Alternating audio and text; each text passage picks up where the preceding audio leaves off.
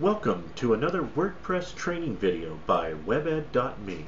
This video will cover using the WordPress editor.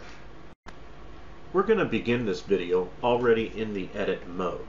The first thing you'll need to do is expose the second row of icons on your toolbar, or the tiny MCE editor as it is referred in WordPress. The buttons across the top, bold, italic, and strike through, work identical to as they would in a word processor. You'll select the words that you want to have either bold, underline, or italics, or struck through. The next three icons, unordered list, ordered list, these are if you want to have lists on your page, and we actually encourage you wherever possible to include bullets in your website. It does help with the search engine optimization. An unordered list just uses the standard bullet item, or you can highlight the list and change it to a numbered items list. The block quote options, this is a built-in feature of WordPress, and what it does is it insets the content and puts a little double quotation mark, and we'll see what that looks like on the front end once we go to visit. Left justify, center justify, right justify work exactly like they do in any other editor that you're used to. If you want to make some words a link, you simply highlight the words and the next two icons become available, the insert a link and the unlink option. So if we want to associate this link with, say, yahoo.com, then we would click the associate link. If we want to say this link goes to Yahoo, then when they hover over that link, this is the content that they'll see.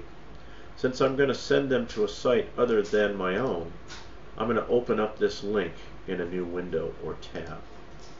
I click on Add Link, and now because it will stay is going to be a linkable option on the front end of the web page. The Insert More tag will allow us to force the reader to click the More button to continue reading the article if they happen to see the page. This is more appropriate in a blog post instead of a page. But if you want to have them go to page 2, we can insert the More tab. Of course, spell check, and we can spell check in several different languages. The full screen toggle mode is really more designed for people who want to clear off their dashboard and just write. So the full screen is a toggle, and once you move off of the top of the page, the top bar will disappear. To bring it back, you just hover up to the top and then choose Exit Full Screen to go back to the normal edit window. Of course, we have the Show Hide Kitchen Sink. This last icon on this website is Add a Next Gen Gallery. This may or may not be on your installation of WordPress.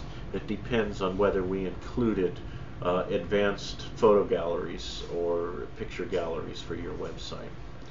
The next row of icons includes our options for headers. Notice that we don't have the ability to change the font face or the font size. When a visitor visits your website, the fonts that they see are the fonts that exist on their computer. Our website is not sending over the definitions for the fonts themselves. So if we define an Arial font, for example, and their computer doesn't happen to have an Arial font, then their website software will substitute whatever closest font it thinks is to an Arial font. So trying to set the font face is going to produce unpredictable results. But we do have the ability to make headings that stand out. And we can make it a heading 1, 2, 3, 4, 5, or 6. One thing to note, your title by definition is a heading 1. And from a search engine optimization standpoint, which we'll be discussing in more detail later, we don't want to have two H1 tags. So you should never use another H1 tag in the body of your content unless you opt to not show the page title on your page. Then we will need one of these to be a heading 1. And again, we'll cover that more in future training videos. The underline, the full justify, the change font colors, those are all standard icons. But these next two icons are kind of important. And we'll be talking about how to paste content from Microsoft Word in a subsequent training video.